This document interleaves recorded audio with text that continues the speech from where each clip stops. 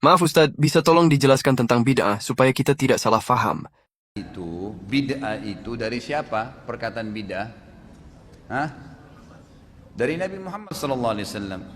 Bukan dari lidahnya dai-dai, bukan. Saya dan teman-teman dai ini hanya menyampaikan hadis Nabi. Kan Nabi bilang, hadis yang terkenal hadis irbat dalam hadis sahih.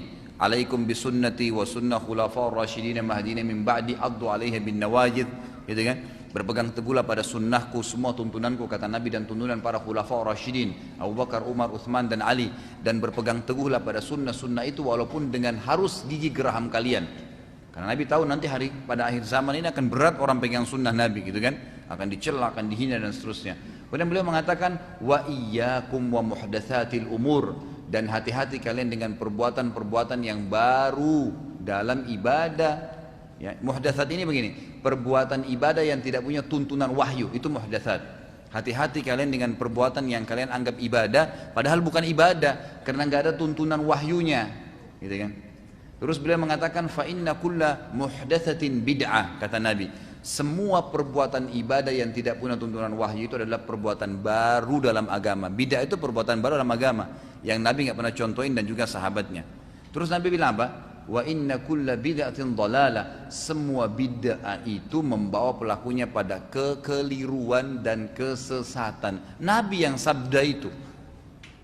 Nabi kita yang berbicara hadis sahih.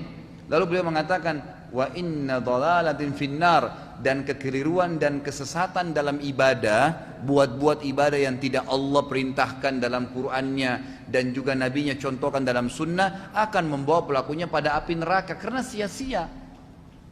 Jelas sabda Nabi. Dalam hadis riwayat Muslim yang lain kata Nabi SAW, man ahdatha fi amrina hadha ma laysa minhu fa huwa raddun aw mardud.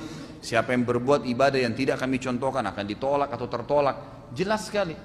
Ngapain repot-repot ibadah yang tidak ada tuntunannya itu, yang ada tuntunannya aja sudah repot dikerjakan. Jadwal kita tuh rutin sudah ada yang ada sunnahnya, ada qobliyah subuh, ada subuhnya, kemudian ada zikir pagi. Coba jaga tuh. Saya tanya ikhwah di sini yang sudah rutin jaga ma'surat zikir pagi, tiap hari rutin kan terjaga on time? Itu aja kita kadang-kadang masih kelepasan, gitu kan? Zikir pagi, habis itu sholat duha. Sholat duha sudah nggak? 8 rakaat, udah dikerjain belum? Sudah rutin belum terjaga. Kemudian sebentar kita bekerja sudah duhur, ada qobliyah duhur, ada ba'diyah duhur, itu sudah rutin. Kemudian sebentar istirahat ada qobliyah asar, ada zikir sore. Sebentar istirahat ada qobliyah maghrib, ada ba'diyah maghrib. Sebentar istirahat ada qobliyah isya, ba'diyah isya. Sebentar istirahat ada tahajud. Ini baru yang rutin. Belum tilawah Al-Qur'annya, belum bersedekahnya, belum juga orang sakit, belum bakti dengan orang tua, belum silaturahim, belum banyak. Itu semua ada perintahnya, kenapa nggak dikerjain?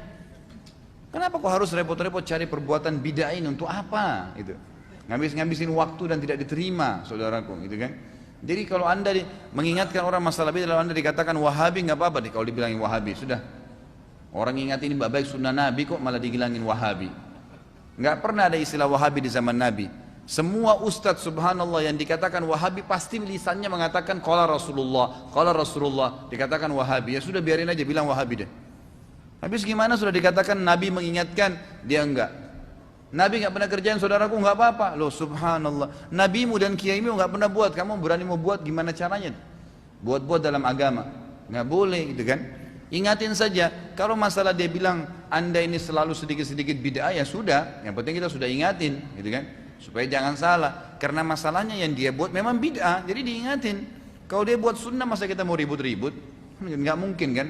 Ingat, rivalnya sunnah bid'ah, lawannya itu. Artinya orang, kata para ulama, satu mengerjakan perbuatan bid'ah berarti dia mematikan satu sunnah. Kalau orang mengerjakan satu sunnah, dia sedang mematikan satu bid'ah. Udah nggak usah repotin diri dengan bid'ah nih, sunnah aja banyak belum dikerjain. Jauhin aja, gitu kan. Tugas kita menyampaikan, Allahu a'lam.